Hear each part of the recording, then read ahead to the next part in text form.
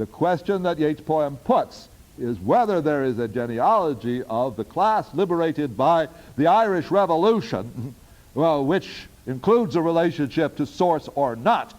And upon that vital ethical and political question, the success of the initiative of this poem depends. The genealogy of passion and the beloved object, Lydian body, I will discuss Lydian in a moment. The genealogy of the body itself, the youthful mother. The genealogy of instruction, archetypal teachers, Plato, Aristotle, Pythagoras. The genealogy supplied by worship, the nuns. A genealogy is a bond, but is also a path if in fact the bond is complete, leading from the present descendant at this moment in history to the source, the first ancestor. Among the questions which this poem asks is the fundamental question addressed to history and the archetype as to whether by any act of mind, by any immensity of poetic practice, the present can be related to its source without soliciting catastrophe. Are the genealogies complete and continuous, linear, like count, 1, 2, 3 to 8? Or are they impossible genealogies without rationality, demanding miscegenations, which are sterile, as the phoenix and the turtle was a sterile miscegenation?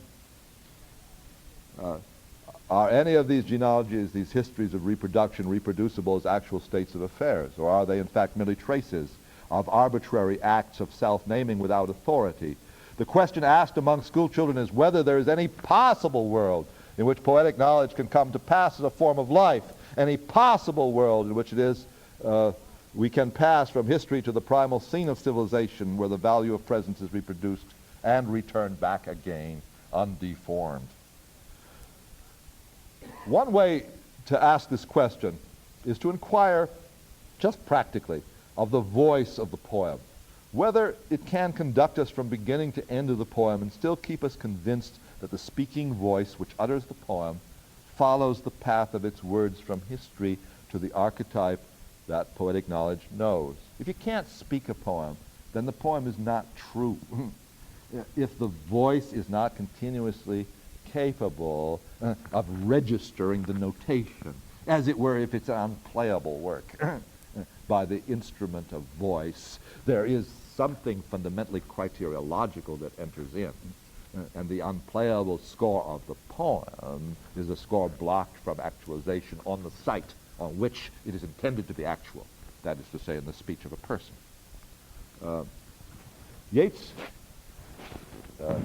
text, by contrast to other modern texts such as Eliot's Wasteland or Pound's Cantos, invests its ethical concern in the integration of the diverse facts of the world by acts of human speech.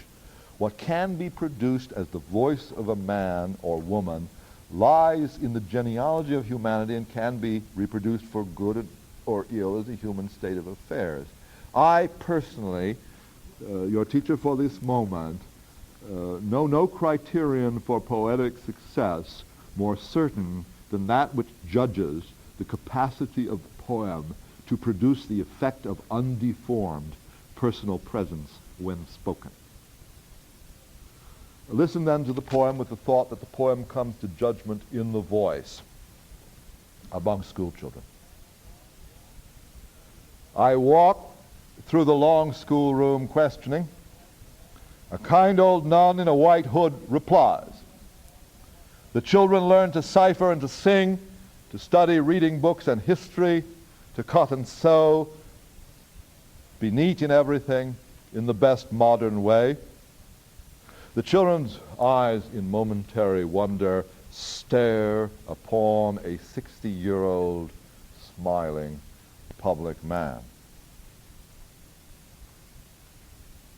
I dreamed of a Lydian body bent above a sinking fire, a tale that she told of a harsh reproof or trivial event that changed some childish day to tragedy. Told, and it seemed that our two natures blend into a sphere from youthful sympathy, or else to alter Plato's parable into the yolk and white of the one shell. And thinking of that fit of grief or rage I look upon one child or t'other there, and wonder if she stood so at that age. For even daughters of the swan can share something of every paddler's heritage, and had that color upon cheek or hair, and thereupon my heart is driven wild. She stands before me as a living child. Her present image floats into the mind. Did Quattrocento-fingered fashion its hollow cheek as though it drank the wind, and took a mess of shadows for its meat? And I, though never of Lydian kind, had pretty plumage once. Enough of that. Better to smile and all that smile, and show there is a comfortable kind of old scarecrow. What youthful mother, a shape upon her lap, honey a generation, had betrayed, that must sleep, shriek, struggle to escape as recollection or the drug decide. Would think her son, did she but see that shape, with 60 or more winters on its head, a composition for the pang of his birth, or the uncertainty of his setting forth. Plato thought nature but a spume that plays upon a ghostly paradigm of things. Solider, Aristotle, played the tawse upon the bottom of a king of kings. World famous, golden thighed Pythagoras fingered upon a fiddle stick or strings what a star sang and careless muses heard. Old clothes upon a stick to scare a bird. Both nuns and mothers worship images, but those the candle light are not as those that animate a mother's reveries, but keep a marble or a bronze repose. And yet they too break hearts. Oh, presences that passion, piety, or affection know, and that all heavenly glory symbolize. Oh, self-born mockers of man's enterprise, labor is blossoming and dancing where the body is not bruised to pleasure's soul, nor beauty born out of its own despair, nor blear-eyed wisdom out of midnight oil. O chestnut tree, great-rooted blossomer, are you the leaf, the blossom, or the bow? O body swayed to music, O brightening glance, how can we know the dancer from the dance? Now, the speaking of Yeats' poem requires a voice which is capable of the imitation of ordinary language, such as the mind uses to report its experience to consciousness. The present tense of the mind become an object to itself. I walk through the long schoolroom questioning, as in the case of the opening line also of Keats's Nightingale Ode. And the speaking of Yeats' poem requires a voice capable of high-style apostrophes of stanzas 7 and 8. Oh, presences! Such a voice capable of such voices, may be precisely the voice which has no natural form. A voice not constructible as the consequence of any social state of affairs. A voice with no intelligible genealogy, and thus blind to its origin. A voice which could come from nowhere but the art engaged in the hopeless labor of counterfeiting humanity. In other words, this poem may be scored for no voice at all. Always a possibility. Very important to scrutinize. You will observe that although the speaker signifies that he is questioning the nun, no traces of the voice of that social exchange is found in the poem. The voice we hear is the voice that reports on the voice that addressed the nun. I was questioning her. What I said, I will not tell you. Dickinson's poem, by contrast, is identical with the social speech that constitutes it. as is the children's London Bridge or the ballad voice in Sir Patrick's pen. But Yeats' poems registers in one code the enactment of speech in another, as if the two states of voice, the natural and the poetic, were not of the same class of facts in the world. In general, Yeats' poetic language is engaged in this poem and throughout his poems in the suppression of unclassifiable realities. Now, you will recall that I honored Emily Dickinson, whom I honor, by finding her engaged in the willed deferral of the classification of realities, as, for example, the willed deferral both of the meaning of the word life and the relevance to any state that we can yet understand in experience of the word love. But Yeats's discourse is precisely the opposite. It is engaged in the suppression of classifiable realities as his stated politics was engaged in the suppression of unclassifiable classes, the great modernist ungenerosity in its abuse of the bourgeoisie and, in effect, the proletariat as well. Yeats can acknowledge nothing as human which has not been paired with the signifier of a class. In stanza 5, the otherwise unaccountably brutal, youthful mother lives out her life in relationship to her child in agony between his unclassifiability as a mere shape before his birth, which was a betrayal, and his unclassifiability when his body has decayed in age, also a betrayal, no compensation. That youthful mother finds the body of her child continuously escaping the classificatory matrix of beauty, and therefore she lives in consciousness that she has given birth to nothing that she can name, in effect nothing that morally is. If there is no dance in Yeats, if there is no pattern, there is no person. The pattern is a construction which the abstraction of poetry as a trans-historical power supplies. When history has no place in the pattern, history, the one unrhymed word in the poem, as I have noted, when history has no place in the pattern, it has no value-bearing life. If then history is to have a value-bearing life, it must be conformed to a pattern, and Yeats spent a large part of his life drawing pictures of that pattern, concretely and materially, in books such as A Vision. Fascism was one of the pictures. The body of the beloved in stanza 2 becomes perceptible to Yeats' speaker by reason of the adjective Lydian. You see it? Lydian. Stanza 2. Lydian is not an adjective foregrounding artifice like defunctive in Shakespeare's poem, nor is it a metonymic construction like melodious plot in Keats' ode, nor does Lydian ascribe a quality like Dickinson's sordid paradise. Lydian is the sign of a genealogy, the evocation of a cosmic pattern. Leda was raped by the god Zeus in the form of a bird, and by that double miscegenation gave birth to 2 or 3 eggs, from which were born Helen and Clytemnestra among others. Bodies born in this way are Lydian. On the basis of this origin, as the speaker remembers, he and the girl, through possession of a common story, return to the egg of origin, the yolk and white of the one shell.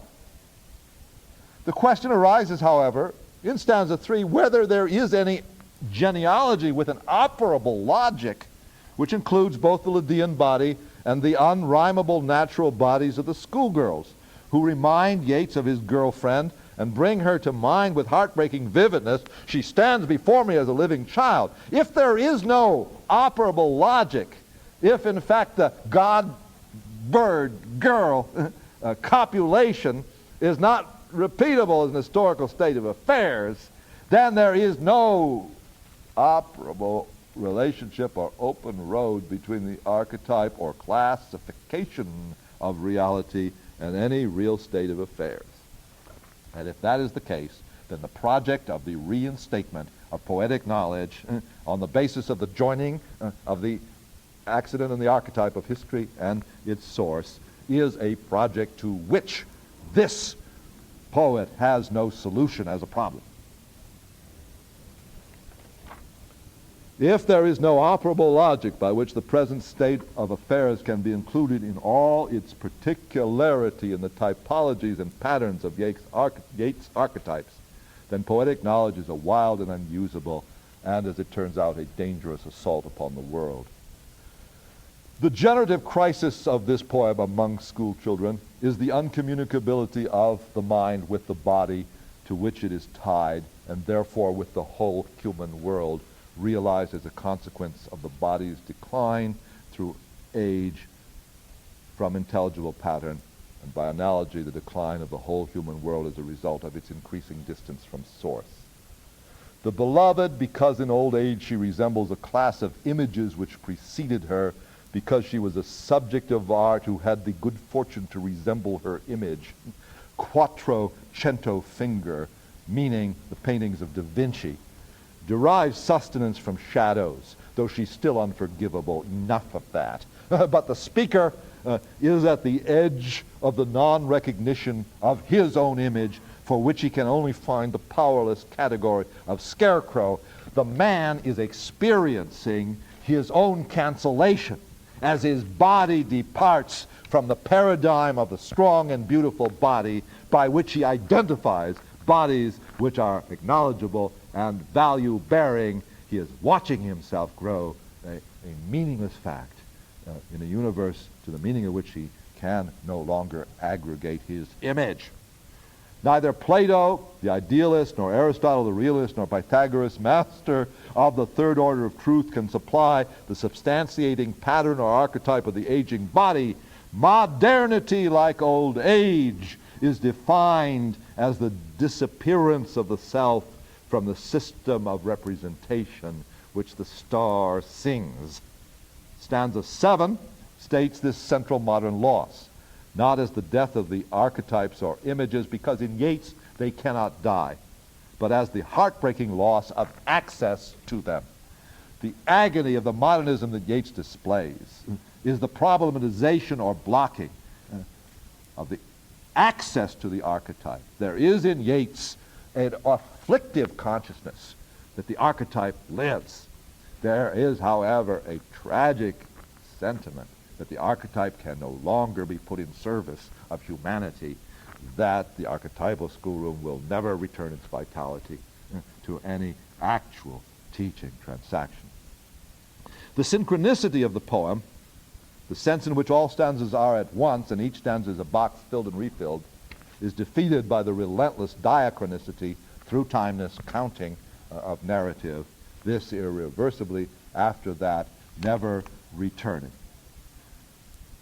At the moment of line 53, find it, at the moment of line 53, at the moment of the disablement of the nun, the mother, the lover, the philosopher, all of whom have lost access to the substantiating generosity of the transcendental image, which for Yeats is what love means, access to the substantiating generosity of the transcendental image, the poet undertakes to renew his relationship to source by resort to the apostrophe, the calling out in the interest of presence, the source of the poet's calling.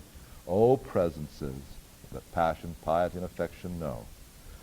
O presences, that is to say, the principle of poetry which the poet knows, but which no longer knows or acknowledges the poet, no longer keeps him recognizable even to himself. The force of the children's stare in line 7 exhausts itself at line 53. The presences are like the phoenix, self-born mockers of man's enterprise. As such, they have no fundamental relations to persons in history who are like Shakespeare's turtle dove, born from the other. The incompatibility of the marriage of the phoenix and the turtle with any real state of affairs is shown once again to be paradigmatic. In a sense, therefore, poetry is declared dead to history, and persons in history being ungrounded, unsubstantiated, unnamed by the transcendental types, hopelessly devalued, like souls captive in a dying body. Now, what do I mean when I speak of poetry as dead to history? I mean that the poem is no longer understood to be an effective mediation between the energies of source, which you may speak of as a mediation between conscious and unconscious mind, or as a mediation between the individual and the power of the social collective, or as Yeats understood it. Poetry, though he continuously attempts to engage it, is no longer an effective mediation between the mortal and the immortal, however we understand that term.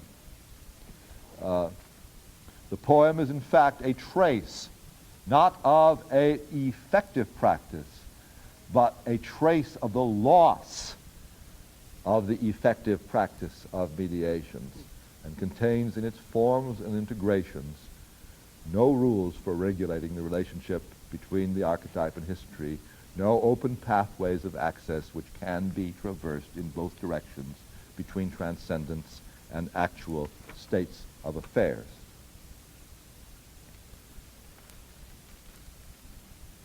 Stanza 8 in the poem states what humanity can state in response to the derision of the presences to whose power humanity has no access. Labor is reproductive practice in the interest of the continuation of life, but its success has no place in history. Labor is blossoming and dancing where? The enjambment desituates the success of labor from accessible space and time and uproots the chestnut tree at the moment that it is declared to be rooted. The grand figures which conclude this poem, World Tree and Cosmic Dancer, are real because they are not and cannot be actual. They have presence but no possible site or occasion of being, space or time. The brightening glance of the awakened mind, the consummation of the educational action, is a metonymy or signifying part which does not secure the existence of any whole. The dancer is lost in the dance. The mark of interrogation at the end secures the inactuality of all. At best, then, Yeats's poem is a shadowed, a spectral masterwork of the kind characteristic of modernity, which traces the ineffectiveness of a gesture and thereby retains in mind the purposes of such a gesture, but does not promise to function as the effective state of that gesture. Yeats' poem among school children analyzes anxiety for the reproduction of poetic knowledge, but defers the task which it addresses. The construction of a poetry which prevents the wasting of children, as he said. That's what he's after. Now, Robert Lowell and Elizabeth Bishop were prominent members of the generation who inherited the deferred task of Yeats and of his contemporaries, and it is to their poems we must turn in the last of this series of lectures.